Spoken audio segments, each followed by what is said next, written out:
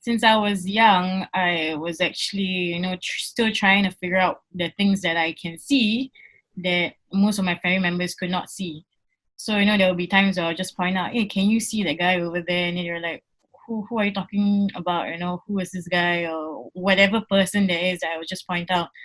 So, there were times where, because I live in the East, so when my parents will bring me out, we don't really have this thing where, you don't go out during the Hungry Ghost Festival month or whatsoever. But just so happens that day that we were having dinner late at Yunos and they were having the Gertai show. So, me being the little, I'm just very curious and I speak my mind all the time. I really don't feel good. You're getting a... Is anyone here? What did you find? You are listening to Supernatural Confessions.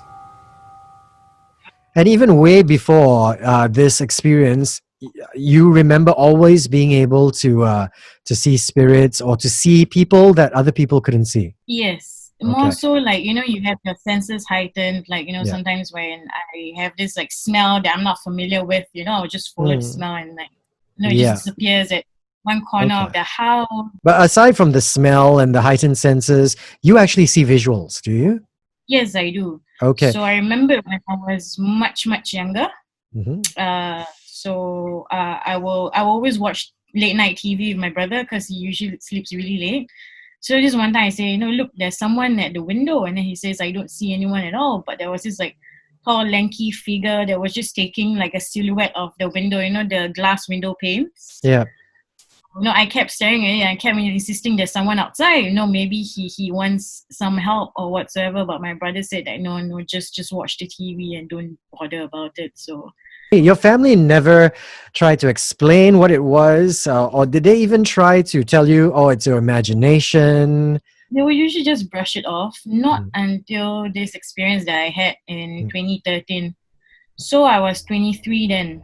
So what happened was that I live with my parents, so all my siblings have already left. They've already married and left. So it was about 7 p.m. or so. So I wasn't aware that there was like the first day of Hungry Ghosts or whatsoever. I don't really like check the calendar to see. I'm not particular about the dates or like I don't really jot it down. So what happened was that I called my parents and they said that they were having dinner at Causeway Point, which is right at the other end of the country itself. Yeah. So I was walking home and then I saw people were just like burning like the hell notes and doing the offerings, all over the pavement where I was walking towards the lift lobby. So I was walking, I was nearing my block of flat, right? So I was actually in shock because can you imagine it's a void deck, but I cannot see any staircase, I cannot see any lifts. Okay. So I've stayed in this estate ever since I was 7.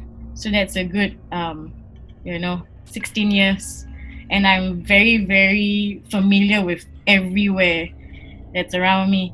So I was actually quite blurred. So I was thinking, okay, this is not right. Maybe I'm not sick. I'm not seeing things or whatsoever. So I actually circle around the vicinity of the void deck. Yet I cannot see any staircase or lift. I live on the 10th floor, so there's no way of me going up. You see, so I circled that about 8 times. So I called my parents. I said that, hey ma, so that's the thing, I cannot go home. And she's like, what do you mean you cannot go home? It's like, I cannot see any staircase or lifts. So she said, what are you saying? And I was saying that, no, I literally, in my point of view, I cannot see any lifts or staircases or what. It's just my block itself. Okay, well, describe to me, what exactly could you see? So it was just an empty void deck. It was just a void deck. Just there were seats and stuff like that, but no staircase. Okay, so everything else was normal. You would see pillars, you see walls, you maybe even see signs, bulletin boards. The only thing that's missing was staircase. And you knew where the staircases or the lifts were supposed to be. In its place, what was there? So it was nothing. It was just hollow and empty. So imagine like the lift lobby, right? It's Yeah. usually the concrete it's 4 walls, right? Mm. It's like pillars. So it's nothing I've seen before. You see. Okay. So I was just like, so I told my mom, okay, look, I'm gonna take a photo. I'm gonna show you what I mean, but I cannot go up. Mm. So that part of time I was using the iPhone 4, so I think it was fairly new at that time, So Yeah. each time I tried to snap a photo, the app just abruptly exits. What? The app just crashed. Yeah, it just crashed. Wow. It's not even a matter of me trying to press, like Mm. just capture a photo. No, and it happened 3 times when I tried it. So my phone was at 33%. I remembered clearly, as clear as day. So I called my mom, said, look, I cannot take a photo. I cannot send it to you via WhatsApp. I do not know what's happening. Not even iMessage or whatsoever. Mm. So she said, okay, hold on. We are coming home. We are going to take the cab. We're coming home. So my mom is she's very jittery. So, I do not call her unless it's absolutely necessary. And she knows to take you seriously. Yeah, because like there were before that there were times where I say, what's the smell? I hear someone knocking on the door or something. It's just like the little things. Yeah. And then she will share with me like sometimes, she feels like someone's like touching her hair, and then she'll ask me, were you touching my hair when I was sleeping last night? I was like, no, I did no such thing, you see.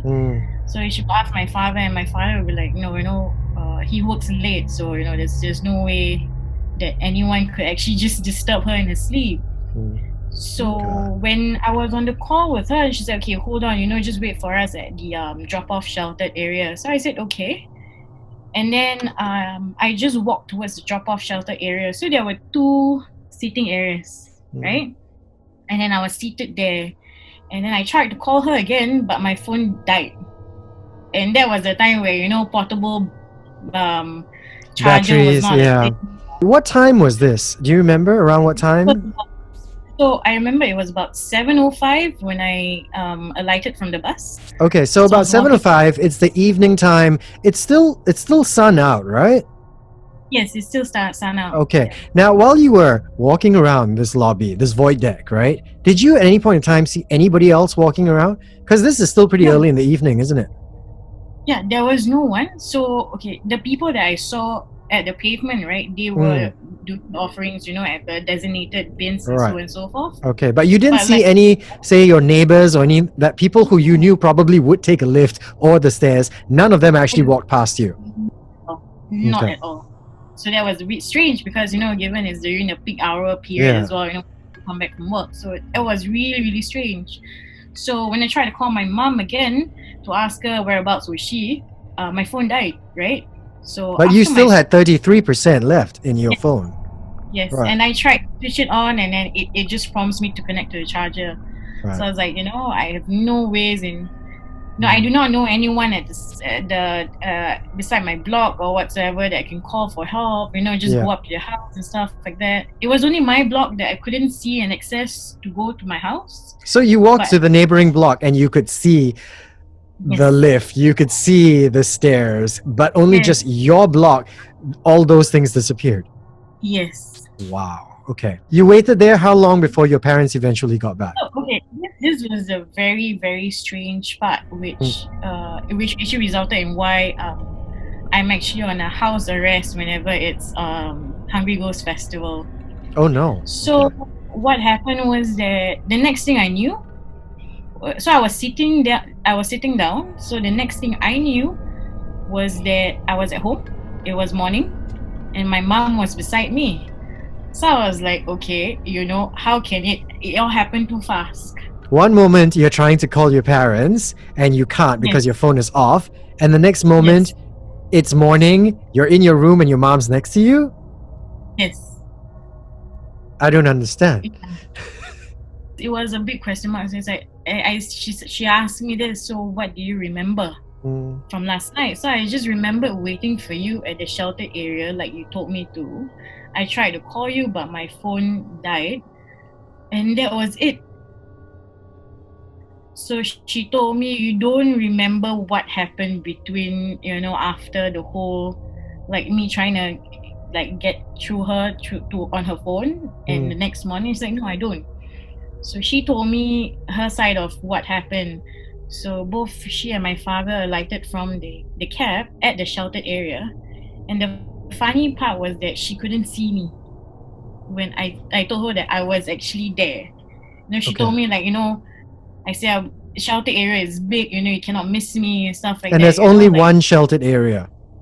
yes, there's only one shelter area there. So Okay. anytime where we will take a cab or whatsoever, they would drop us off at that sheltered area.